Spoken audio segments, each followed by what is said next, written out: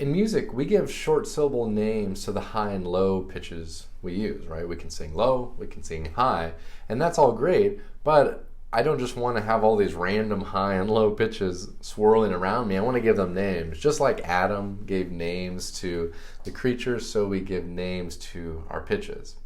And when we do this, this helps us remember the sounds. It helps us remember the sound relationships between the two tones. What does it sound like? What do I call it when I go from like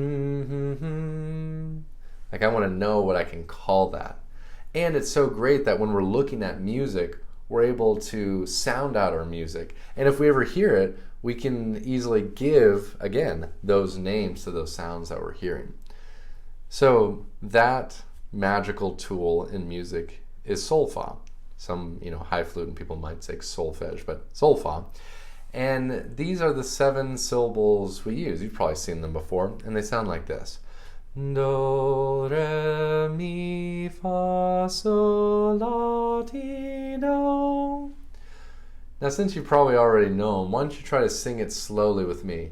Here we go. Do, re, mi, fa, sol, la, ti, do. Yeah, that's the way.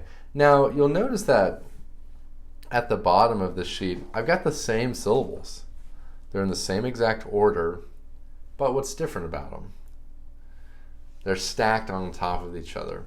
And the reason I just like to throw that visual in there is because we know that, reading left to right, re is actually higher than do. Do, re, mi. My voice just keeps going up. And so I like to stack the syllables on top of each other so I can wrap my head around that kind of relationship. Because it's an up-down more than a side-to-side. So let's sing that again, but kind of giving our attention to going low to high with the syllables. Here we go. Do, re, mi, fa, sol, la, ti, do. That's the way. Now, that's you're singing that well, and you've got a good idea of what the syllable sounds like.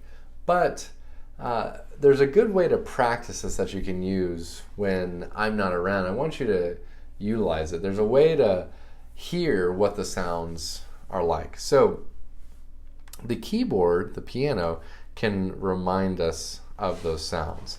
So do you know what the letter names on the keyboard are?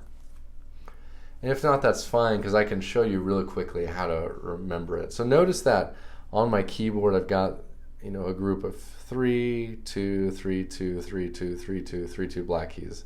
I mean, that pattern just repeats itself over and over again. Okay, so just pretend that those groups of black keys are houses. So the bigger one would be Grandma's house, rich grandma in the big house. And the house right next to hers is not, you, her favorite son, but that's the dog house. Now inside, right, the key inside the dog house lives the dog. And that's D. So from there, we just use our alphabet to find whichever key we want. Because in music, we only use A, B, C, D, E, F, G. And then we do A, B, C, D, E, F, G, just kind of over and over again. So this is D, that means if I go 1 up in the alphabet, A, B, C, D, E, F, A, B, C, D, E, F, G, and let's say I want to go down from there. Find the dog house, here's the dog. Now you go 1 down, A, B, C, C, B, and then A, just like that. And that's your whole pattern. A through G is all we're working with. So now if you find C,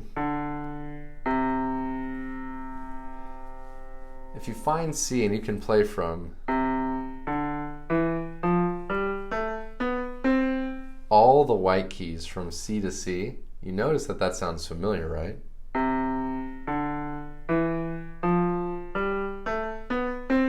It's our Solfa sounds.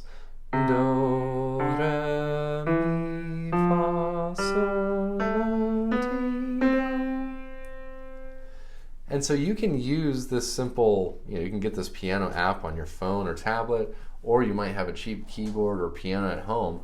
If you play from C to C, you can practice your solfa, get the sounds in your ears, get the syllables comfortable with your tongue, and be off on the right track of getting comfortable with this. Because this is one of the first steps we need to take in order to get good at singing and reading music really well.